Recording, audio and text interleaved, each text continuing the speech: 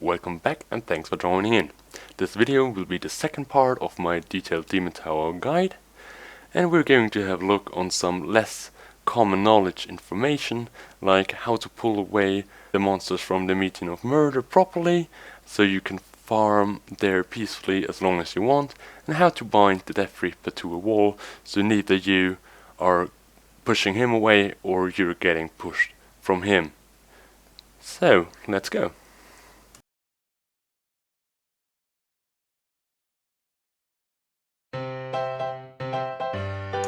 After talking to the Blacksmith with a character of level 75 or above, every character in your run being in a higher floor than the first, regardless of the level, will be teleported to the 7th floor. The task of the 7th floor is quite easy. You have to kill 4 Metin of Death. Right after you kill the last one, you will not be teleported to the next floor. Instead, monsters will spawn all over, and the always respawning Metin of Murder will appear. Regardless of your level, the Metin of Murder will always drop an unknown old chest. Now if you open a chest, you will either get the Demon Tower map or an Elite Demon Tower map.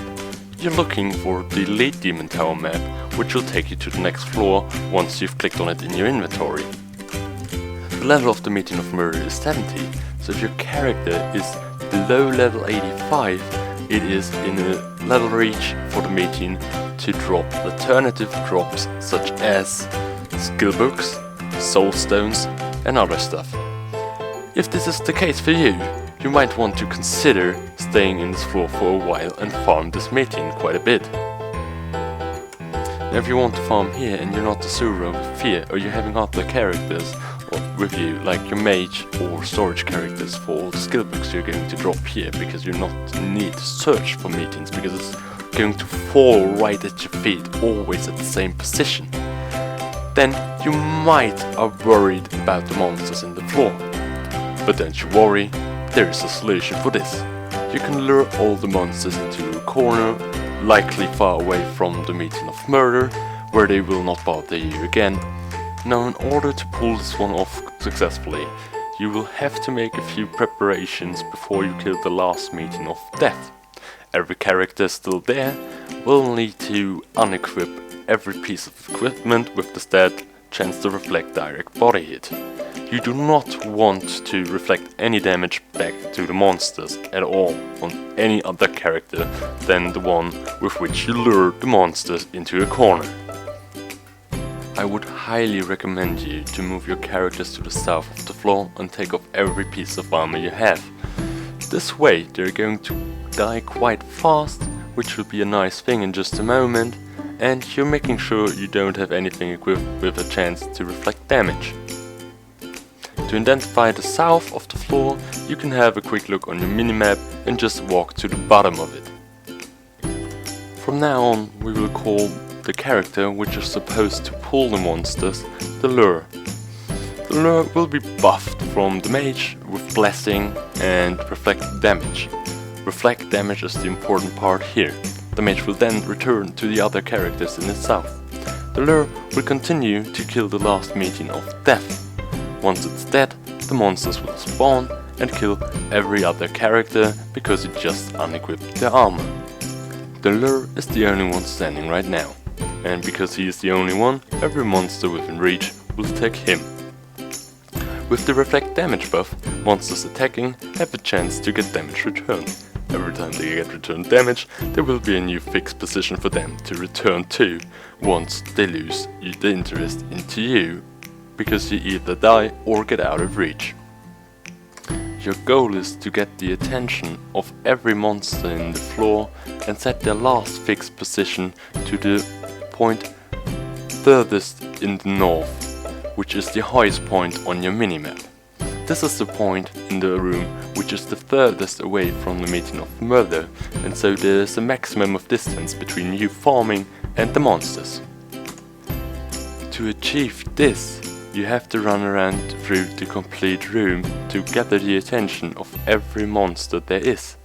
You can fasten the process with bravery capes. Either way, if you use them or not, you will have to stop a few times on your way and let the monsters attack you a few times, so damage gets reflected on them and they have a new fixed position to follow you further completely through the room into the corner where you want to have them. Now, a low level weapon with low attack value will help you. You can land a few safe hits, guarantee that you did some damage on them without killing them. You do not want to kill them at all. Once you've killed a monster, there's a chance that the whole group will randomly respawn in the room, and you want to avoid this. You want all the monsters in a corner where they cannot annoy you while farming. If you have the monsters in the position where you want them to be, you have to set another fixed point for them to return once they lose interest in you. Therefore, you have to apply damage to them. This either happens through reflect damage or with your low level weapon. If you're relying only on reflect damage, the process takes a lot longer and chances are you might need to rebuff your reflect damage buff. When you apply damage to them, make sure you're standing as close to the wall as possible. And then you die. Once you're dead, the monsters will be concentrated in one spot. It will take a while for them to spread through the room. When there are a few spaces for you to walk out, you can revive. Make sure you're not missing the 3-minute mark. If you do miss this mark, you'll be teleported back to the ground level. When standing up, make sure to not hit any monsters. Your reflect damage buff is gone, and hopefully you're not wearing any equipment with the chance to reflect damage. Just walk out of it. The monsters will follow you because they're aggressive, and you just walk past them, right out of the middle. But if you walk to the other side of the room, the distance is too long for them and they will lose interest. If you've reached the other side of the room already, and they're still interested in you and have some aggression on you, make sure to just keep walking. Walk from left to right, from right to left, but do not attack them. Sooner or later, they will go back to the fixed point. From now on, make sure you're not buffing reflect damage. If you have reflect damage buffed and you lured a single group of monsters which was spread enough into the room to be in reach to get aggressive on you, and one of the archer reflects damage from attacking you, then they have another fixed point, and getting a single or 2 or 3 groups in total back to the wall is a huge pain in the ass. You want to avoid that. The monsters are very likely to be in reach for the Metin of Murder right now, which is because they had some aggression on you when you were working out of the book. By getting their attention again by walking past them and then walking away, you attract their attention, they try to follow you. Over a given distance, they lose interest and they're reset to the fixed point, which is at the wall in the north. If you've done everything correct so far. They're even likely to walk a little past that point and find themselves in the wall where they are far, far, far out of reach. And this is what you want to achieve.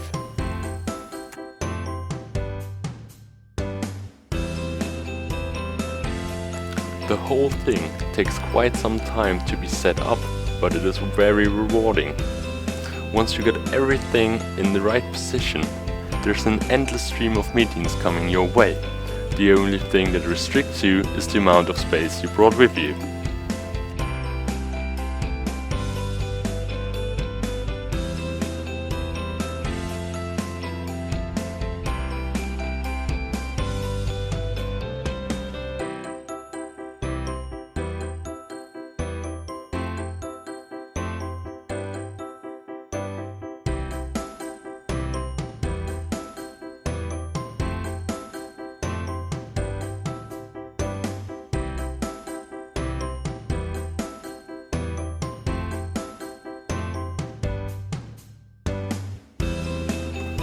In short, pull all the monsters to the north using reflect damage and or a low attack value weapon.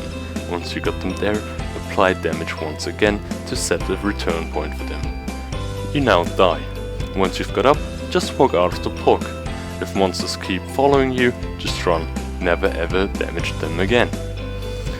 If you run far enough, they lose interest and return to the given return point you've set for them in the north.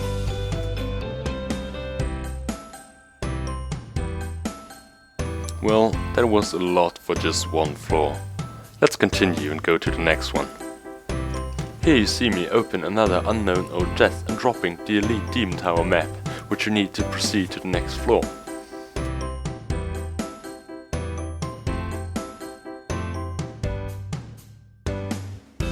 For the 8th floor you want to open a seal with a key. You're going to drop that key from the enraged form of the immortal ghosts. But be careful, they're dropping two types of keys. The Demon Tower key and the Elite Demon Tower key. Just like the floor before, with the maps you're going to look for the Elite version one. After killing all the immortal ghosts, after a while there will always respawn at least one group of them. It can be more, but it does not have to be. This will happen regardless of you touching any of the other monsters or not. I sadly cannot make a statement if you can increase the frequency or the amount of immortal ghost groups respawning when killing the other monsters on the floor. You gotta try this out yourself. Once you've dropped the Elite Demon Tower key, you pick it up and drag and drop it from your inventory to the seal. The seal will disappear and shortly after you will reach the next floor. You will find yourself in the 9th floor, the Death Reaper's living room. You have one job. Go and kill Death Reaper. Whatever you do to the other monsters, it doesn't matter, it's totally up to you. After killing the Death Reaper, you'll have a little time to pick up your drops and you'll be teleported back in front of the dungeon. After successfully participating in killing the Death Reaper and getting teleported back in front of the dungeon, you will have access to the Devil's Catacomb up from level 75. So, you're about to face the final boss of the Demon Tower, the Death Reaper. He has quite some damage, he's tanky, he has health, and man, he has some health regen. So, how do you kill him? From the ground, it's gonna be a hard time in the beginning. Maybe later on with full undead and stuff like that, you can kill him if you're advanced in your gear. Or if you have your polymorph skills all the way up to Perfect Master. But if you don't have any of that, you wanna use this position at the wall to fight him. So he can't throw you away and you can't knock him away either. Now, why are we choosing such a long path? Well, the path is the essential thing. We can't just run into that corner, no. This path is kinda guaranteeing us that the Reaper is walking a path which is optimal to have him in the position we want in the end. So we start the first peak there of those three, have the Reaper with us. We run close to the wall to the second peak, wait for him to catch up. He's making an attack, which means he's standing still for a while, and meanwhile we are running ahead along the wall still till we meet the third peak, run around that, and we hide in that corner and wait for the Reaper to catch up there. Now if you got this far and you have the Reaper in this perfect situation, you're buffed, you hopefully have the parts of your equip which suit best for the situation. Likely strong against undead here in this case, then there's basically just one thing you have to do right now. Settle up and press that spacebar. That's all you have to do and he will die. Once he died, make sure you collect your drops, wait a few seconds and you're going to be teleported outside of the dungeon. And that's it, that's the Demon Tower. If you managed to kill the Death Reaper and you haven't done that before, then you're now able to enter the Devil's Catacomb if your character is level 75 or above. I hope you've learned something, or you had some fun, or ideal would be if both would be the case. But anyways, I had fun creating the video, so that's enough for me. I hope you would give me some feedback, leave a comment below. If you have any questions, leave them in the comments or send me a message. And I guess you hear me in another video soon. Take care.